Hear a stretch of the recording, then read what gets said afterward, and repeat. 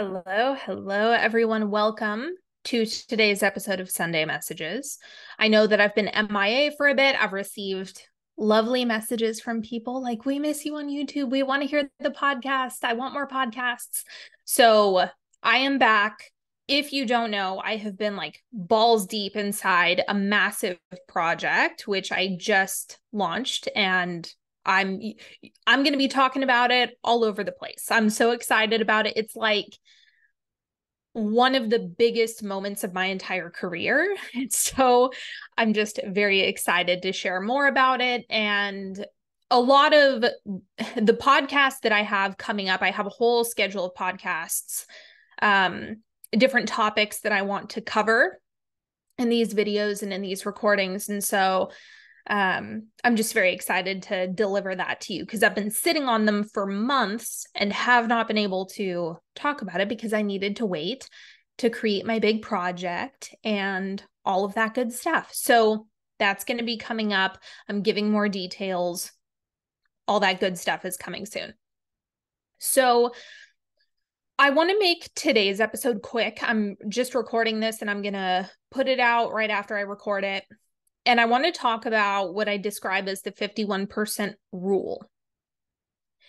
And this is something that I know people get very confused around in terms of how do I know when I'm on the right track with my manifestations? And I just want to talk about the different dimensions of this rule because there's a few different factors to consider. So the 51% rule is if energetically you are 51% leaning in the direction of your desire, it will manifest. All you need is that 1% difference. That means you want 51% of your thoughts about the topic or 51% of your feelings about the topic to be in favor of your desire. Okay, now I'm not telling you that you should be counting your thoughts or that you should be getting in your head about, oh my God, am I doing the 1% thing right? Don't use this as a club to beat yourself with. That's not the point of me sharing this with you. The reason why I'm sharing it is because a lot of people get paranoid about doubt or about fear or negative stories or negative mental pictures that come up. And I want to make it clear that you could have 49% poor inner dialogue and you could have 49% scary mental pictures about the topic and it would still manifest. Like it would not stop your manifestation outright. Now, if you do have 49% negative stories or negative thoughts or scary pictures floating through your mind, it's not going to feel good. It's not going to be enjoyable, and it's probably going to go slow. So the reason why I speak in percentages is just to remind you that there's a lot of elasticity when it comes to this. It's like you're not going to damage anything. I know that people get really afraid of like ruining their manifestation, and they treat the creative process like you're in a china cabinet. You know what I mean? And you don't need to be so scared of your creations. You don't need to be so paranoid. And the paradox that I want to present to you is like, don't be overly paranoid to the point where you're all rigid and contracted and freaked out about the idea of manifesting something bad. And in the same breath, do be diligent. Like, don't let yourself just bask in negativity or fear or doubt. It's like, move those things, digest your emotions, treat them with urgency. You know, I would never recommend that someone just like dwell and stew endlessly in their negative emotions. That's not going to be good for you. You know what I mean? So when it comes to all of this, you have way more elasticity than you've probably been giving yourself credit for. So you don't need to be paranoid. However, there's the opposite side of the coin, which is I notice that a lot of people will say, Sydney, I'm doing the work, or I am trying, or I am doing it, or I am trying to, improve this area of my life and create something different in this area of my life. But you're violating the 51% rule. And it's more like you have 80% shitty thoughts and 20% you're in manifestation practice, or you are actively feeling what you want to be feeling. And so let me explain what won't work and what you can't do. You can't have an 8-hour workday. Let's just say you have an 8-hour workday where your mind is focused on work. So you can consider that to be idling. Like you're not really thinking about the topic that you desire to improve, and you're just kind of at a standstill. So that thought time, that broadcast or projection time in terms of energy doesn't count. That's like a non-player, unless you're thinking about the things while you work. But let's say that you're not. Let's say you're exclusively focused on work and you're very in the zone when you're at work. And so that 8 hours of broadcast time is kind of a dud. Like nothing is happening. It's not contributing positively or negatively to the creation. So that 8 hours of time is out. And the question then becomes, with the rest of your feeling time and your thought time, what are you doing then? Because your work is to focus. It's to focus and concentrate thoughts and feelings. So if you get off work, you're exhausted, negative, grouchy, and you have a streamline of negative consciousness that is negatively contributing to your desire, you're adding all of this crappy storytelling, all of this resistance into the situation. That's why it's slow. Because you have idle and then negative, idle and then negative, idle and then negative. That doesn't count. Or that's what's going to slow it down. And the other thing that I notice people do is you'll do something for a couple days. You'll be good for a couple days. And then a negative thought comes up, a negative story comes up, it knocks you out of balance. You take the bait, and then you spend 4 days pouting or 4 days in shambles about it.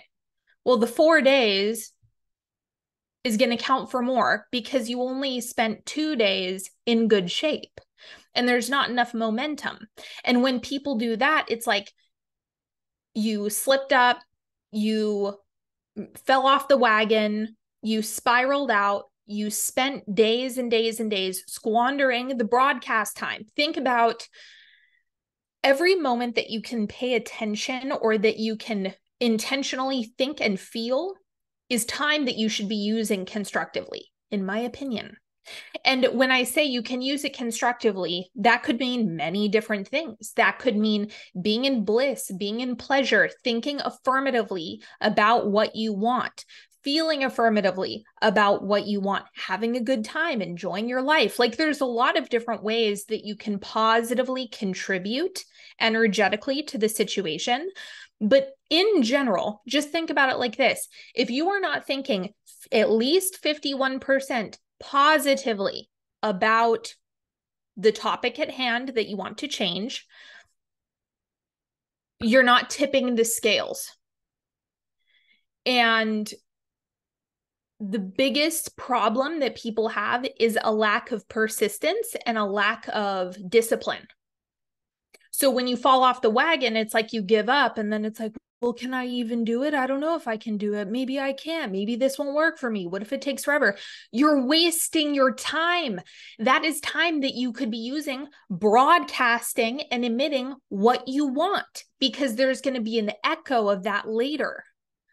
So you have to continually stack all of the things that are affirming what you want.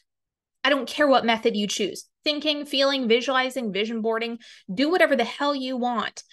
But you've got to stack it in the right direction. You have to tip the scale in the right direction. That's the most important part. And so people over-evaluate how good they're doing. And that's a big issue. If you say, because I hear this all the time, I'm doing it, I'm doing it, I'm doing it, but I'm getting terrible results and I have a shitty 3D situation and blah, blah, blah, blah, blah. Then you're not.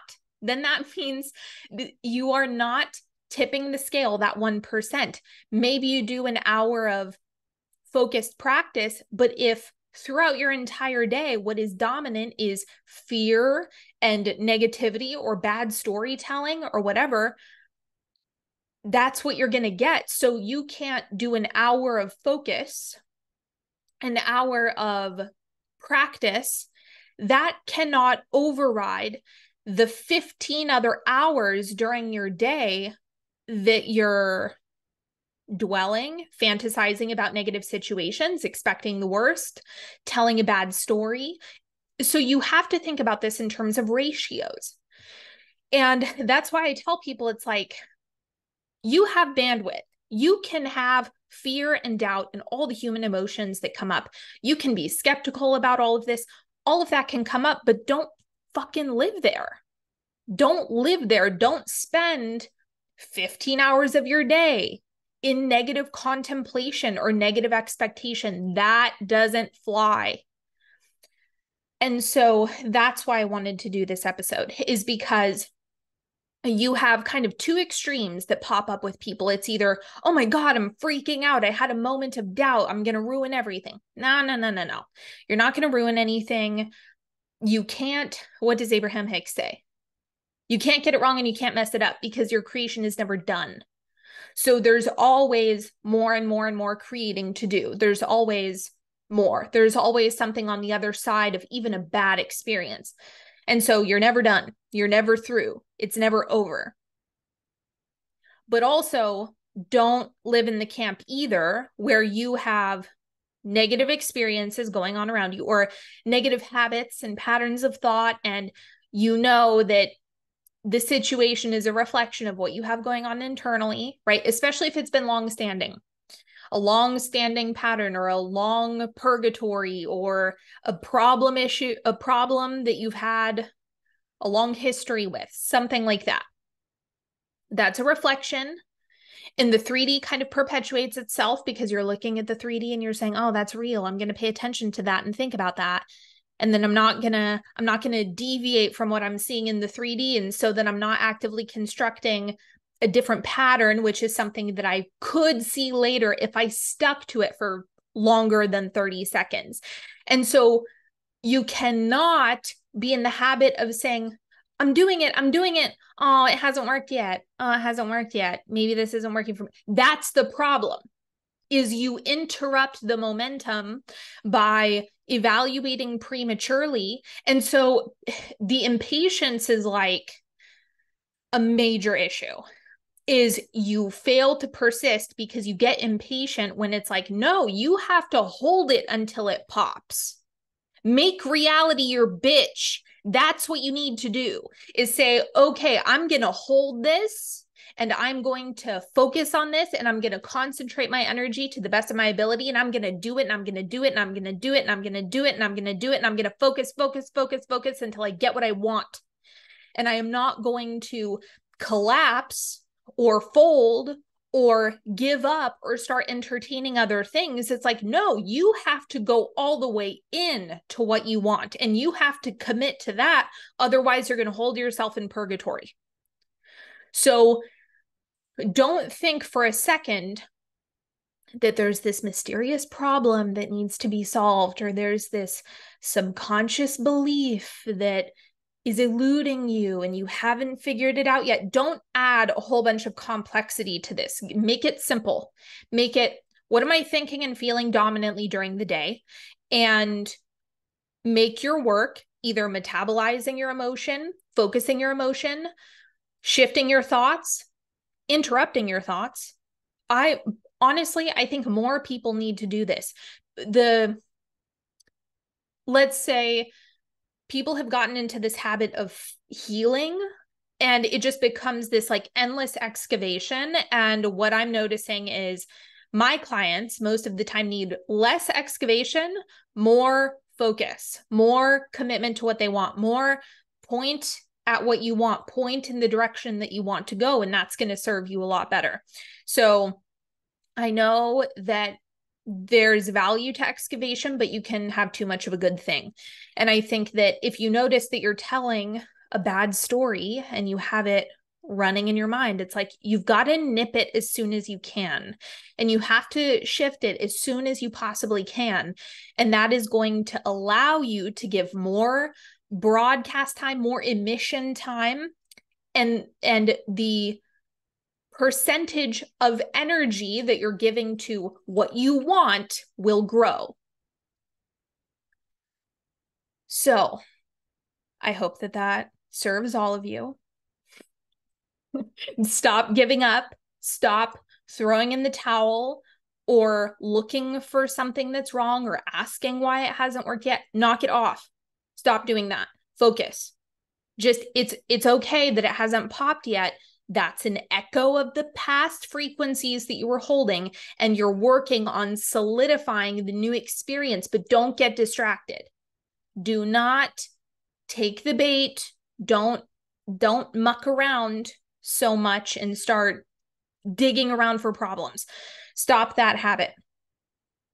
That is what I can tell. There's a lot of people who are needing that particular guidance right now. All of this is relative as always, so you need to use discernment when you're listening to me. It's like if you're deep in a healing phase, genuinely, like you are not functional and you're working with a therapist to become functional, disregard this advice.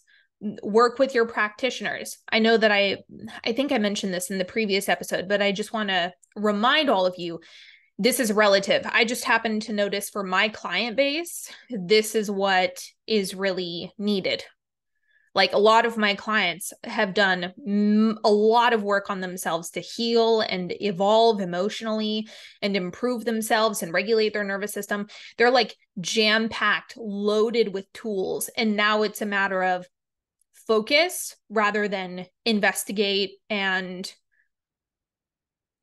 dig around into your past. Most of the time, it's probably not that deep. So that is all that I have for you today. I'm going to hold off on talking about church. That is my new offer, which I'm very excited about. I'll put the link in the description box if you do want to check it out, but I'm going to be doing a big reveal, a longer video, more talking about the concepts and all of this stuff that we have coming up. So that is all for now. I just wanted to give you this quickie episode. And as I talk for 20 minutes, and I call that quick. Anyway, that's all for now. Thank you so much. I love you all. I'm glad to be back, and have a wonderful rest of your day. Bye.